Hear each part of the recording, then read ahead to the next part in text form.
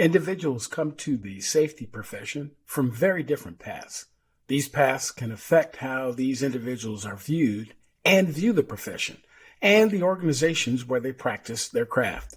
We'll talk with the executive director of an association that focuses on the working safety professional. Up next on this episode of the Psych Health and Safety USA podcast.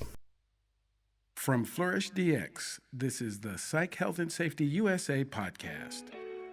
Safety at work is more than freedom from physical injury. To be safe, you have to feel safe. Join us each week as we discuss psychologically healthy and safe work in the USA. Well, welcome to this week's Psych Health and Safety USA podcast. I'm your host, Dr. I. David Daniels, and I want to thank you for tuning in. Each week, we seek to increase awareness of the importance of psychological health and safety by learning from the lived experiences, research, and expertise of our guests and advocating strategies to reduce harm and minimize vulnerability to psychosocial hazards in the American workplace. So when I decided that I wanted to pursue an occupational health and safety profession, I started looking around for opportunities to gain credentials, to learn, to get more information, so I came out of 30 years in fire rescue service, and there's a lot of talk about safety there. Had opportunity to chair some national committees, including the safety committee of the International Association of Fire Chiefs. But as I was transitioning to becoming a full-time safety guy, again, looking for, credibility and credentials, I got the impression, and was actually told by some of the systems that, my experience didn't count. And I was kind of puzzled by that. So I go, what is it that I can do to again, not only learn more, but to get some recognition of what I already know and to get a credential that would help me be, marketable in the safety profession. And I stumbled across a group called the National Association of Safety Professionals. And I hadn't heard of them before. And at the time I was working as a matter of fact, in the city of Atlanta. And he says, well, there's these people out there and you can do some training through them. And a lot of it, this was pre-pandemic. You can actually do it online and you don't necessarily have to sit in a classroom because in many cases, you probably know that stuff already. So I checked them out and started off becoming a certified safety manager. And I can recall taking a class on hazardous materials. Well, that was pretty easy for a guy who was a hazmat tech in fire rescue service for a number of years. Now, there were some other things, not so much. Not so much. It was pretty difficult. As a matter of fact, in my certified safety director process, there were some of the courses and classes that I barely got through, just barely passed on the third test opportunity. But I say all that to say that it is important that people have opportunities to be recognized for what they already know while they're learning new things and to get credentials that kind of mean something. And that's the topic of our conversation today. I have the honor of speaking with the executive director of the National Association of Safety Professionals. And his name's Eric. And we're going to open up the conversation, as I so often do, with a question that seems odd to some people, but it's not odd to everybody. Who is Eric Gislason? Well, thanks, first of all, David, for having me on your podcast. I love it, and I'm excited to be with you, so I appreciate the opportunity. So I am Eric Gislason. That's a tongue twister of a last name. It is. So it's just Eric, and I am the executive director of the National Association of Safety Professionals. I've been with the company since 2014. NASP has been around since the year 2000, but I've been with them for, the last 7 or 8 years. And I'm also one of the principal trainers here. I teach a lot of the certified safety manager courses myself. I love teaching. I have a passion for it. That's kind of my forte. But I run the show here as well. And my background is not fire service. My background was actually a degree in environmental. And I've been doing this for 30 plus years. When you get to be my age, David, you just say 30 plus. Right. Absolutely. I'm old. I've been doing it for a while.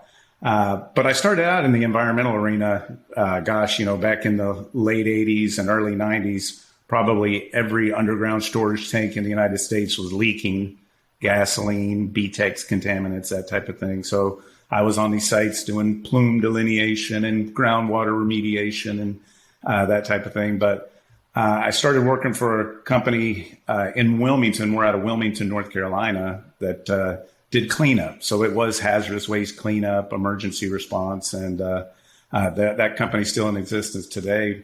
But that's where we started teaching HAZWOPER courses way back when in the early 90s. And that's where I really saw the transition of, hey, I'm all about protecting the planet. I love the environment, don't get me wrong, but my passion was for helping people. And so I quickly went down the safety route and started doing more of the safety. So I did that for several years and then moved into several different industries. I was the safety manager of a pork processing plant for many years, the largest in the world.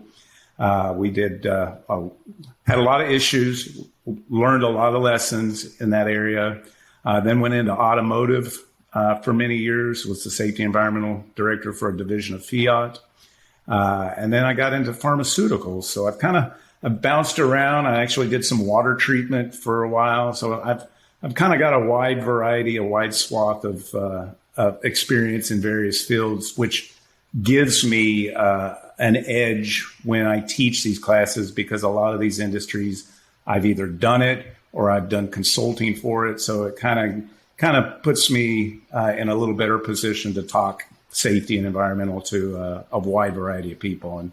And then I came to NASP again about 7 or 8 years ago, and here I am to stay. Right on, right on.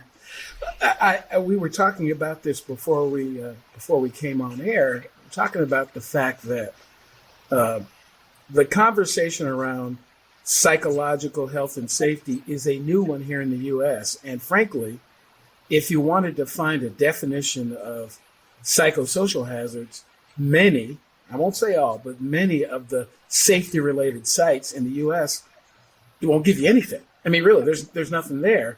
And right. One of the places that you can find is if you go to NASP, you'll find that there is actually a definition of a psychosocial hazard. So talk to me, just in general, when you hear psychological health and safety, what does that mean to you? So it's such an all-encompassing term, right? I think you really hit a really key point, David, which is it hasn't taken off in the U.S. It's big in Australia. As you know, the UK, Europe is embracing the concept. I think we do it. We just don't realize that we're doing it. We haven't put a name to it per se. But I think, in my career, the first 20 years as a safety professional, what was beaten into my head? Safe work environment, OSHA compliance, right? Sure. OSHA compliance. You provide a safe work environment by doing OSHA compliance. And you're like, okay, well, that seems, follow the codes of federal regulations. You do what you need to do, and everything's going to be great. Turns out that's just not the case, right? And the statistics bear that out, that 80 to 90% of the injuries in the workplace have nothing to do with a safe work environment from, machine guarding or electrical. It's at-risk behaviors. Yes. So you can have a 100% completely safe work environment from an OSHA compliance perspective, but you're still having a lot of injuries. And that's because people are doing things that they shouldn't be doing. So then you have to dig a little bit further, a little bit deeper and say, okay, well, is it distraction? Is it complacency? Is it fatigue? Is it frustration? What are these states of mind within our workers? And then you peel the onion back even further and you have to determine, well, why do these people feel this way? What is leading them to these behaviors? And a lot of it can be attributed to the psychosocial aspects of their work environment, whether it's improper, easy stuff like improper equipment or not enough resources to do the job, to more complex, like supply chain issues or the COVID virus or, there's just so many different facets to the psychosocial behavior aspect, meaning work environment, social factors at work. Think about the whole concept of bullying in the workplace and violence in the workplace. Right. Or, you got to work 7 12s in a row, right? All these are the social aspects of this network, this system that we call work, that we just assume, well, it's work. This is what we have to do. We're programmed to do it. And we don't have any alternative. And management doesn't look at it any differently, or they haven't been looking at it any differently. And that's why I think that the whole concept of psychosocial behavior should be the fabric of every organization, shouldn't it? I absolutely agree with you. As a matter of fact, I'm fairly convinced that it is at the root of every major safety issue that you have. It starts with some psychosocial root somewhere. It does. Because people, they don't just show up at work without any other influences, without any other things going on in their lives. All that stuff comes with you.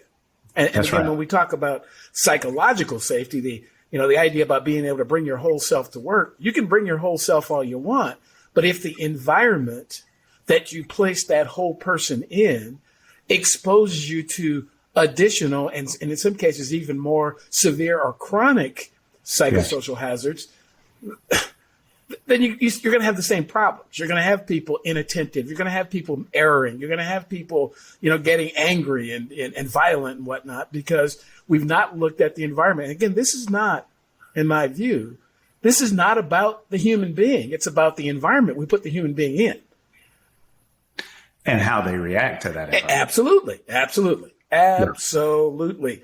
And I wonder sometimes why we go out and we put the advertisement up, says we're hiring for whatever position.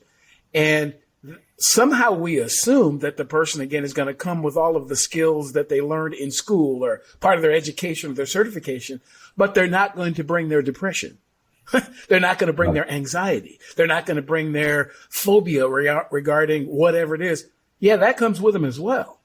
And organizations, at least again, in my view, tend not to want to focus on that and do anything about that. But that's a part of that whole person that we need to be able to recognize and to address to the extent we can't. We can't fix everything, but we have to be aware. You can't eliminate all chemical hazards either, but you can isolate that chemical from human beings. You can create distance. You can, provide PPE and monitors, and the hazard's still there. Folks are just less vulnerable to it because of what we've done in the built environment.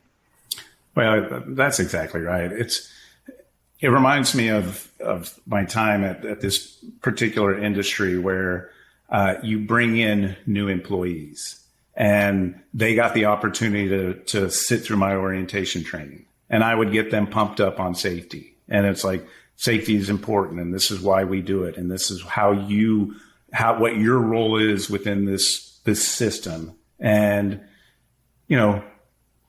1 month, 2 months, 3 months later, I see them out on the floor doing things that they shouldn't be doing. I'm like, I remember you from the orientation training. You were so, and you know what their response is? It's like, Eric, this is the way it's done out here. Right. This is what everybody else does. I'm going to do it too. Right. The peer pressure aspect from a psychosocial behavior aspect, it's huge. It is. What is everybody else doing? I got to fall in line with whatever is allowable, whatever, we're going to do it the safe way until somebody's not looking. And then we got to get production. It makes me crazy, Yeah, it's a thing. it's a thing. So share a little bit about what is NASP? What is that all about? You've been there 7 years. What is that about? What's the elevator speech on what the NASP is about? The elevator speech. Do you have elevator music to go along with it, David? We don't want to put people to sleep now. Right. So, in a nutshell, NASP was created for the reason that you opened up with your introduction, was that we understand that there's a lot of safety professionals out there that, for whatever reason, didn't go the traditional path of a 4-year degree and then work their way into a safety field from that degree. In fact, the statistics will tell you most don't, right? Most people, I certainly didn't. I didn't look at safety. I looked at environmental. I wanted to do environmental, but a lot of the people out there are military, or they're police, or they're fire department, and they didn't go to a 4-year college to get a degree in it. They didn't go to a 4-year college at all. So, but that doesn't make them a poorer trained safety professional. It just means they didn't have that academic background. So we created a lot of professional development courses like the CSM, the Certified Safety Manager course, for individuals that need those credential building, those letters, right? The training and that information. And for the longest time, like, for example, the Certified Safety Manager, that is our flagship course. You can do it online, or you can take the classroom.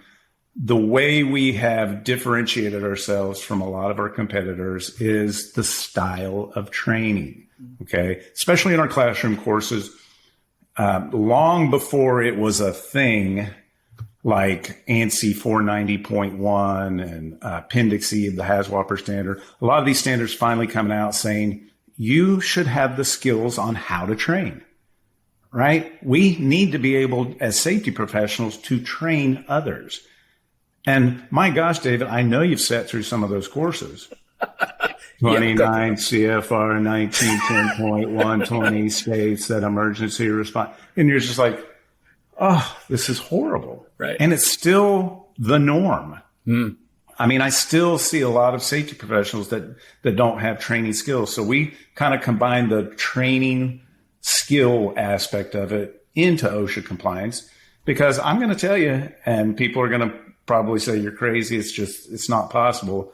But safety training should be dynamic. It should be fun. It should be interactive. It should be engaging. It should be about problem solving. It should be all these things that engage the employee. It's going to cause more retention of the material. Yes. It's going to make them think about safety first. It's going to lead to behaviors, which lead to habits. We know attitudes lead to behaviors, lead to habits. And we want to catch that at the beginning and create positive habits. So we have a philosophy at NASP. We call it the NASP method, but it's really based on andragogy, which is the science of training adults, as opposed to pedagogy, training kids. Absolutely. Yeah, absolutely, and that's huge. And we've gotten a lot of great feedback from our students based on the fact that, okay, now that little light bulb comes on, they're like, I get it. I see what you're doing. I see what you're saying. So, and it's not rocket science, David. It's engaging the employees that you're training, make them problem solve, have them time to give feedback, and instead of what I call information dumping, right? Wow. Here, let me pour in this information on the OSHA regulations. Now go out there and do a good job. Yeah. It doesn't work. I also find that, and again, I say these things not necessarily to be critical of those that do them, because in many cases, that's how they were trained.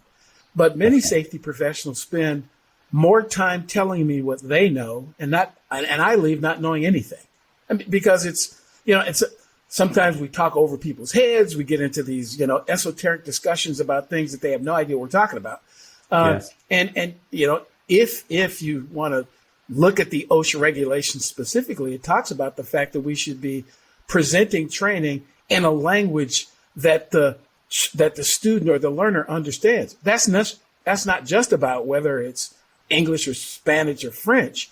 It's also with words and phrases that people get, that such that they can take it back to their workplace and actually use it. There's some vernacular that gets used out on the shop floor, and it's not good or bad, right or wrong. It's just different than the way I would talk about these things in a classroom or in an office. But people need to be able to have these conversations again in a language that they get, because ultimately the goal is to have them recognize the hazard that they're being exposed to and understand how they can minimize the potential of being harmed by that hazard. Absolutely. 100% agree. Yeah. And that's knowing your audience too, right? Yes. That's knowing your workers and empathizing with their situation. I will tell you that the best way to build credibility with your workers as a safety professional is go out and do a little bit of what they do. Right. Right. It is so easy for us to preach from our altar and say, hey, you know what? OSHA says you got to do this and you got to do this. And they're like, hey, wait a minute, Eric. You go out and do what we do and see if you can comply with OSHA. Right. Right. You're doing welding, cutting, and brazing. You have to have your combustibles 35 feet apart, 35 feet away from it. Where do you work that all combustibles are 35 feet away from it? It's not possible. Right. So, to build credibility, you got to be able to understand their perspective. And I even tell people, and we'll turn the OSHA recording off right now. I say, I don't care if you comply with the letter of the law from OSHA. I just want you to be safe. Absolutely. Right? Absolutely.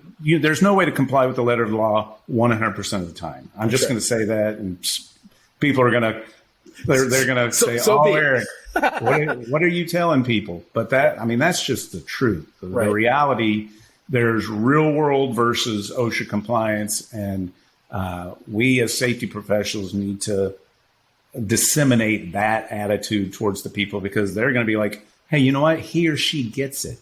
Yes. Well, that's really what I've come to appreciate about particularly some of the international standards. They are more descriptive than prescriptive. And descriptive says, this is the thing that you need to get done. How you do it is really up to you and up to the scenario. We have a lot of arguments around how to do things, and not enough discussions about what we're doing and why we're doing it. So there's what is this? What do you call this thing, and why are we doing it? If I can figure that piece out, how the individual steps, they don't have to be identical. They don't have to be cookie cutter. Because as to your point, ultimately we want that person to go back home, and I would say better than they came to work today. Not the same, better. I mean, if you go to work, don't get injured, and you actually get paid for it, I think that's actually pretty good. And you're actually a little bit better off. We should be trying to improve people's lives, not let's see if we can just skate by without you getting killed. I don't think that's a really high bar, to be quite honest. That is absolutely the truth. You look at what's the pyramid of Maslow's hierarchy of needs? Maslow's hierarchy of needs. Absolutely. Right? And sustenance, food, water, and safety are at the bottom of Maslow's pyramids of needs. And then at the top, you've got self-actualization and things like that. And I think, you look at, David, how much time do we spend in the workplace? More than we spend with our families. That's right. Right. And if you don't have engaged employees, if they're disengaged and they're doing the bare minimum and just, I need my check and I need to get out, versus, hey, let me engage you. Let me assist you with maybe back to the whole psychosocial thing. You're having some personal problems. Is there drug addiction? You're a smoker. Maybe you're not in the healthiest shape. There's things that we can do to help you at work to be your work family and be your brother's or sister's keeper and actually improve their lives. And yes, I mean, as a safety professional, I think a lot of us who are watching this podcast can say we're also probably social workers and psychologists as well. Right. And we should be. You have to be. Hi listeners, Jason here. We hope you're enjoying this latest podcast episode.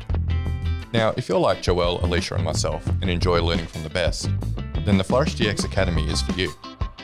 The Academy includes free e-learning courses on the ISO 45003 standard for psychological health and safety at work, and associated topics such as how to conduct a psychosocial risk assessment and how to create the business case for psych health and safety. All courses feature high-quality videos, downloadable resources, multi-choice questions, and a downloadable training certificate on completion. Take your learning to the next level with all Flourish DX Academy courses included within the Flourish DX mobile app. select podcast episodes from the Psych Health and Safety podcast, and sister podcasts from Canada and the USA are also included. Get started with FlourishDX for free at www.flourishdx.com/get-started. That's www.flourishdx.com/get-started. Now back to this episode.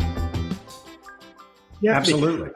This is about keeping the whole person safe.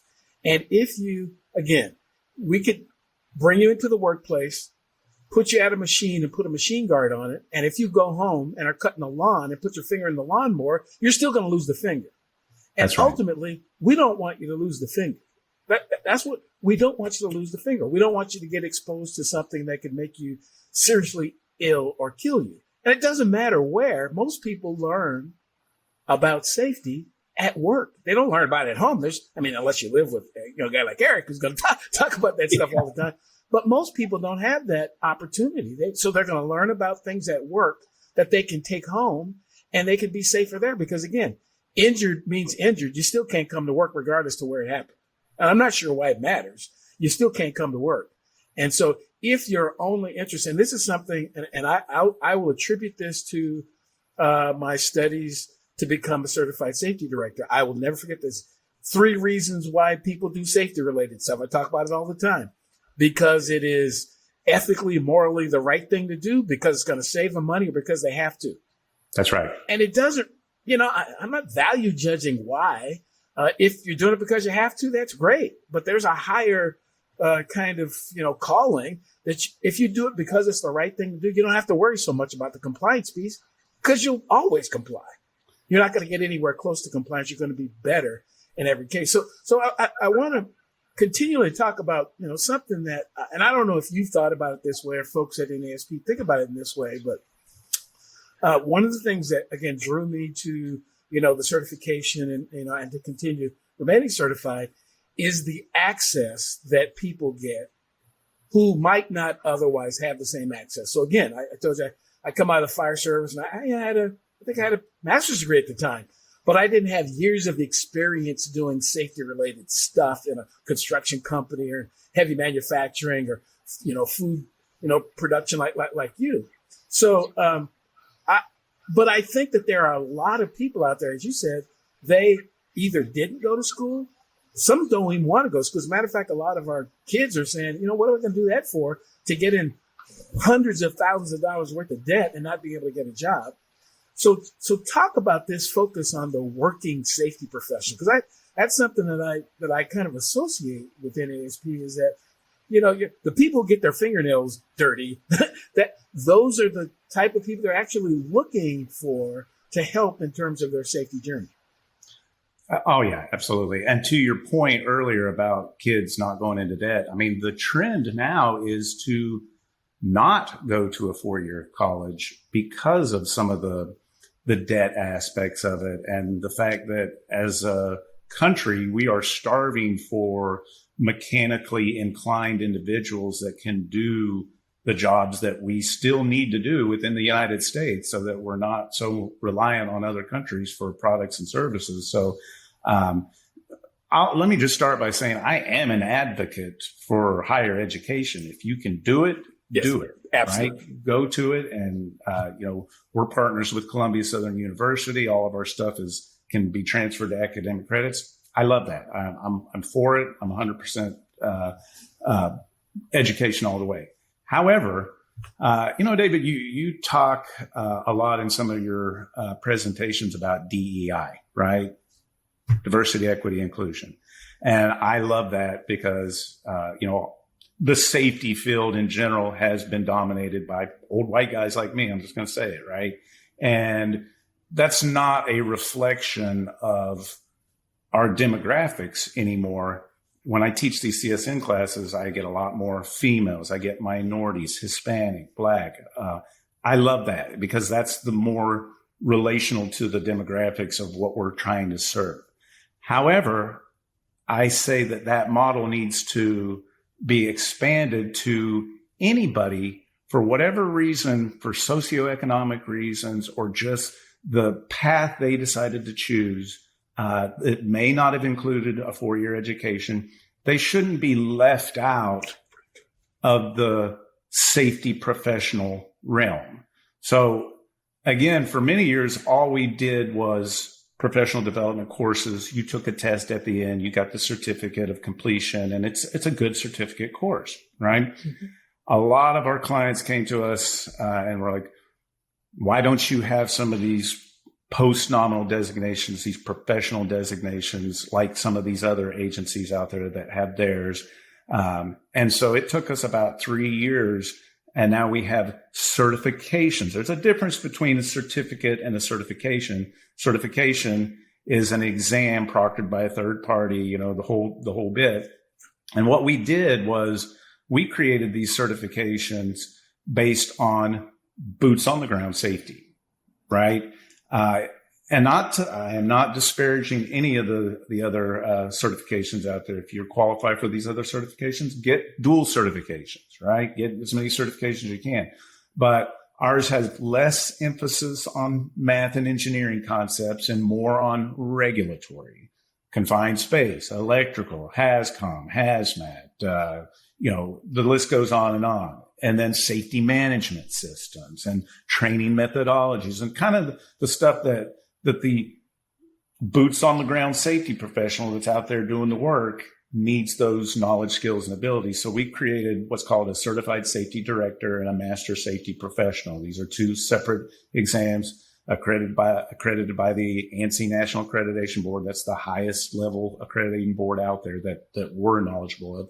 So now we have two certifications. That's IACET for continuing education, and then ANAB, which is for our two professional designations.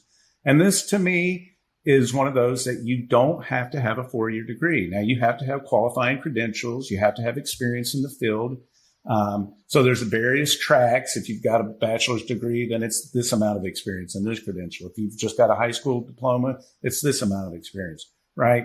But I just don't like the whole concept of excluding 35 to 40% of the safety professionals that can't have an upper level, meaning safety professional or safety director, post-nominal designation. There's agencies out there that have kind of the lower level that you can get without a 4-year degree, but not a safety professional higher level designation. That's what we created, and that's kind of been the feather in our cap. And we're going to continue to expand on those with construction certifications and environmental certifications. We're working on boards that into 2023 and 2024 are going to create additional certifications. But there just has to be alternatives for people that don't qualify for certain designations. And, yes. And that's why we've created what we created. Yes. Well, again, you probably know how I feel about that. This is not, and again, it's a shame we have to kind of keep repeating this for the folks. And again, the reality is I have more credentials than some of the people who. So I'm not saying it to disparage it at all. I'm just saying, sure. Why can't it be both and instead of either or? I'm really into both and these days.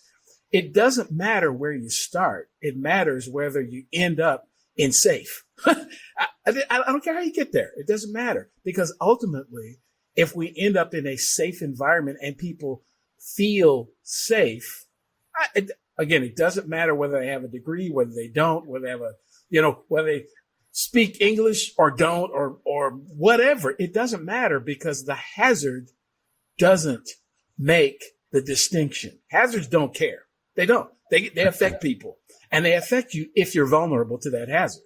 And folks need to know, if you were to look at, and I'm sure you know this, that if you look at the injured population in this country every year, it is not representative of the country either, because it is the injured population don't look like the country. It's a lot of people of color and women. Matter of fact, in my research, I can't find a single industry where people of color and women don't get injured more often. But think about this. The OSHA Act still assumes that everybody in the workplace are men. Right. And again, that is not said as a criticism of the 535 people who voted on it. That's not. But they were 98% male. that was a perspective that they had. They weren't thinking about how this is going to affect women, because at the time, most of them didn't know a woman was in the workforce. They didn't know that. But we're there now. We're there now. And what NASP has done by opening these credentials up to more people is creating more safe environments where they might not have been otherwise, because that company, they can't afford to pay the person with the PhD in safety, but they can pay somebody who's, this is they're a certified safety manager, and they need somebody to do the work, and that person will take the job. So again, I don't know if you've thought about how this kind of process is changing the game in terms of making places safer for so many more people than would have otherwise. Well, and that's the ultimate goal. There's so many tracks, like with the CSM, it's a general overview of a lot of different topics. And I tell people, folks, this is a foundational course. Don't stop here. There's so many, people, when they ask me, what do you do? I'm a safety manager of a company or something like that. Oh, you're an OSHA guy. No, I'm not an OSHA guy. I'm trying to protect employees and that sort of thing. But, saying that you're a safety guy or a safety lady, that's really like saying you're a doctor. What are you a doctor in? Are you a podiatrist? Are you a cardiologist? Right. There are so many areas of discipline within the safety field: industrial hygiene, confined space rescue, electrical safety. And you can't be a specialist on every single one of them. That's right. But you can learn, right? You can learn and go to that area that speaks to you personally, that you've got a passion for, and that maybe if you're a maintenance guy, mechanical safety and machine guarding and safeguarding systems like that, or you're a fire department person, maybe you're going to do more hazmat emergency response or NFPA 101. There's just so many areas of specialization to go in. And that's why I just challenge everybody to continue down the path, because safety is not a one and done. It's not. Right? It's definitely You're never. The more I know, David, the more I know I don't know. Right. Absolutely. And I really feel that way. Yeah, absolutely. So we started off talking about the fact that psychological health and safety is not, it's a kind of a new topic here in the U.S. Do you have some thoughts about, I realize there's some challenges figuring it out, but do you have some challenges about why that's an issue and what perhaps we can do to get people more comfortable with the topic? So, first of all, I would recommend everybody reviewing the ISO 45003 standard. And I know you don't have to comply with that standard. It is a recommended standard, and it's an offshoot of the 45001, which is an OHS management system. And even if you're not supposed to do it, folks, if you're not doing OHS management and a safety management system, all of the elements of all of these things, David, are the same. Management commitment, employee involvement, hazard identification, corrective action, training and education, program evaluation. It doesn't matter what it is. It's the same thing. And so implementing the psychosocial aspect of it, you're just building on what you already have. The difficulty is, and we've had this conversation before, is how do I ensure 100% the well-being, and psychosocial safety uses that term a lot, the well-being of my employees? Where do I start? How do I do that? That is a difficult thing, and it's not going to be a one-person job. That's right. This is HR. This is your production managers. This is the CEO getting behind you to allocate resources to do that sort of thing. But I always tell people, start by doing a survey. Survey the workforce. See where their attitudes and behaviors and how do they look at the safety program? Do they look at it as a flavor of the month type thing, or it's all lip service and we know production is going to trump safety every day? We know that's, you, Mr. or Miss Safety Director, tell us one thing, and then when we get out, that's going to tell you a lot. And then you can start determining areas of improvement, right? So you developed a list of nonconformities or items to improve. A survey will go a long way. Now, you're always going to get people that are going to say, this company sucks and everything about it sucks. You're going to have that, and that's just going to be a certain percentage of them. I call them cave people. Are you familiar with that? Yeah, cave. Citizens Against Virtually Everything. Yes, sir. I love that one. Yeah. I love that one. Yeah. But, by and large, once you get that survey going, then you can start kind of attacking some of the lower hanging fruit. And there's a lot of aspects to the psychosocial agenda, but it's laid out really nicely in the ISO standard. There's 10 clauses. And folks, for those of you guys that are familiar with the concept of PDCA, the Plan, Do, Check, Act cycle, that's what this entire standard is based on. Plan how we attack it. We do it. We implement our control measures. We check and see if our control measures are doing it through monitoring and lagging indicators. And then we act accordingly by making changes if it's not creating the results that we intended it to create. So it's no different than any of these others. It's just a little bit more expansive because it's bringing the element of the person into the agenda. And we're just not used to doing that yet. I am hopeful that there are some of our more traditional safety professionals who listen to what you just said, because that really is the point. It is simply another hazard. That's all.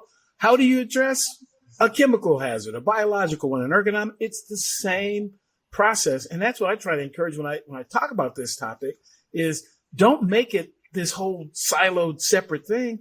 It is simply another hazard. And what I'm finding is psychosocial hazards impact every single industry, every single gathering where there are human beings. That's right. And there are a lot of organizations out there who feel like, well, we don't do manufacturing and we don't do construction. What do we need a safety person for? Because you have people who are exposed to psychosocial hazards. You're in a call center. Yeah. A call center there's a lot of stress associated with serving the needs of other people. That's Sure. a constant stress. People yelling at them and cursing them out and hanging the phone up. That has an emotional impact on people. And there's a reason why you have turnover. There's a reason why people are quitting. There's a reason why people are, getting into fights and, and not showing up for work. That hazard has gotten to the place where it's starting to affect their behavior. And so it is the one hazard that crosses everybody and everything. But a lot of folks have jumped into the trend. Oh, it's fashionable to talk about psychological safety now, but they don't really understand identification of hazards. Not really. So they they put out a bunch of fruit bowls and yogurt and, give everybody a gym membership and say it's going to be okay. I'm not saying that that's not good, but you have to gather data about what is affecting this group of people. What stressors, what hazards are they exposed to, and how do we address these hazards? If it's not an issue there, don't worry about it. Well, and then you've got to get into the demographics, right? Does it affect our older population because of this? Yes. Or is it our younger population? Or is it our females? Or is it our Hispanic workers, right? And then you develop these trends, and that's where you attack is because of this, this, and this, and we implement control measures. Again, it's no different. But to your point, David, I think that psychosocial risks are easily the number one cause of injuries in the workplace. Easily.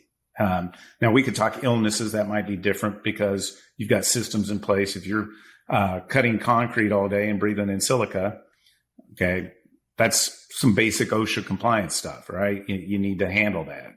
But injuries and people getting hurt and stressed and cumulative trauma disorders, the psychology behind ergonomic injuries, way up there. Absolutely. Something as simple as, I can pick that up because everybody else is picking that up and I'm a man. And that's why we have a higher injury rate of back injuries, because we're dumb guys that think we can do it. And so-and-so is doing it, so I'm going to do it too. It's amazing that pack mentality. Absolutely. So wow. I I really could just have this conversation with you for hours because too. you get it. I mean, and I try to get people, even on the podcast, who get it, whether or not they are a psychologist or psychiatrist or a mental health professional, whatever. And particularly, I love having this conversation with other folks who are in the safety profession, because I believe that we can and should be the hub of this conversation, just like we are for all kinds of other hazards. I'm not a chemist either. I mean, I'm not an ergonomist. I'm not an ophthalmologist, but I do recognize when people are being exposed to hazards. That part I get. Really, really good point. What to do about it? Well, maybe I need to get an expert to figure out what to do about it. But the challenge in many organizations is nobody's identified the hazard in the first place. Right. Well, and to that end, I just say you don't have to be a psychologist. Don't be afraid of the whole concept of, psychosocial. Ugh, that's not me. You hit the nail on the head, David. You don't have to be a psychologist to identify the hazards and see trends within your workplace that can be attributed to some of these social aspects that we've been talking about for the last 35 minutes. Well, and I got to tell you that the best source of data on this topic are other human beings. When people say, I don't feel, everything after that, pay attention. Right. That doesn't feel, pay attention. After you hear that word, I'm not feeling, pay attention, because often these really major issues could have been handled with, if somebody had paid attention, the person said, I'm not feeling right about this, and get out of this old command and control. Yeah, you got to push through it and do it anyway. No, you don't. No, you don't. And my observation is that particularly, millennials, Gen Zers, they're smarter than us, because they're saying, I'm not doing it. I don't feel right doing this. I'm not going to do it. As a matter of fact, I'll quit this job today. I won't even have another job, but I'm not going to expose myself to that. I'm not going to do it. So for those who do have organizations and companies and you want to involve other human beings, listen when people say they feel some kind of way. And you can't give everybody everything that they want. I get that. But you can address how this person is feeling in the moment. Take the time to treat them like a human being. And perhaps you can avoid the amputation or the fatality just by addressing how people feel. One of the things we teach in our classes, David, is active listening. We are not good, especially us in safety, because we have a very high opinion of ourselves sometimes. just saying, sometimes we do, myself included. And we don't listen. And we don't, you listen to what you want to hear, and I got a solution. This is what you need to do. And we need to be active listeners and really dig down to what is the cause of this person's ailment, or if they're not feeling well, or they're feeling stressed, or they, why is that? The 5 whys, the 5 whys, right? But we dig, and then we try to come up with some solutions based on that. I want to share a really quick story to that end. When I was in the meat processing industry, we had an individual. This was an individual on the kill floor, very hot, very dirty environment. And he'd been complaining. He's feeling sick and nauseous. And his supervisor's like, look, you got to power through it. We got a break coming up in 20 minutes. Okay. He dropped on the kill floor, and he had a heart attack and died. And I was actually one of the people there that was trying to use an AED and bring him back. And as we kind of started doing the incident investigation, it was like, this person was telling you they weren't feeling well. Right. And we know the signs and symptoms of a heart attack, the nausea, all those different signs. No, you're going to stay online and do what you need to do. Was it preventable? More than likely. I mean, at 100-degree temperature, doing strenuous labor, we could have at least got him out of that work environment and got him some rest and got him some help. And it's those kind of stories that lead back to the whole listening and understanding that people have ailments and problems and situations that arise. Can we do it 100% of the time? No, but we can definitely do a better job than we do. That's right. So as we conclude, there are probably folks out there who are wondering, they They may be looking for credentials, some training. I never heard of that group before. How can people find out more about what it is that you do and what NASP does? Well, that's always easy. Obviously, you can visit our website at www.naspweb.com. And, again, we cater to safety professionals. We do end user trainings. We do the 10s and the 30s and hazmat refreshers and stuff, but we like to cater to typically the safety manager, safety director, the corporate safety professional. So we do a variety of the professional development. We've got courses, David, that are 242 hours long, and we've got courses that are 8 hours long. So we run the gamut. If it's typically OSHA, we do some ADA stuff. I mean, we've got a variety of different courses that fit people's needs. And obviously, we can come to you as well and do site-specific training. We do a lot of that, a lot of corporate clients. So just come and visit us at our website, the www.naspweb.com. And maybe you can provide my personal email. I do a lot of mentoring of young safety professionals, trying to help them, or people who are maybe starting safety and consulting companies. I've been doing it for a long time. I love sharing my knowledge. I get a lot of satisfaction out of that. So anything I can do to help anybody out there. Well, go on ahead and call it out. I mean, if you want to share, I try not to give away personal emails unless people want to. So go ahead and tell them what your personal email is. Sure. It's Eric, ERIC, at naspweb.com. So drop me a line. Feel free, start a conversation. Even if you don't agree with me, let's start a conversation. I love that. Absolutely. Absolutely. Eric, it's been my pleasure to be able to spend some time with you. And as I said, I'm an unabashed supporter of what you're doing. And again, as you know, I'm involved in a bunch of organizations, safety related. But I really feel that, the way you all are going about it, the way the group, again, the whole access thing, I just think that's so important because there are so many people who may not have had an opportunity had not you all created one for them.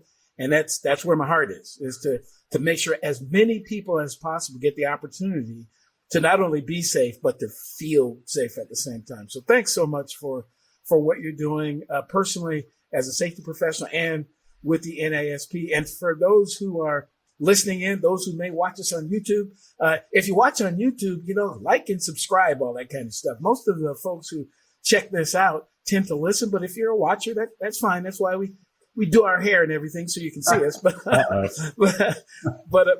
seriously, thanks so much for those of you who take out time each week to follow the podcast. You can certainly follow us on psychhealthandsafetyusa.com or wherever you get your podcast. I'm certainly happy to help in any way that I can. You can follow me on LinkedIn. I'm kind of out there saying some things that sometimes people get a little concerned about, but I say what I believe. And ultimately, I'm into seeing people, again, as I said, not only be safe, but feel that way as well. So until the next episode, we thank Eric, you for joining us, and we look to hear and see many of you next time on the Psych Health and Safety USA podcast. Thanks very much. You've been listening to the Psych Health and Safety USA podcast. To stay up to date with the best content on workplace mental health in America, subscribe wherever you listen to podcasts and join the Flourish DX community at www.flourishdx.com.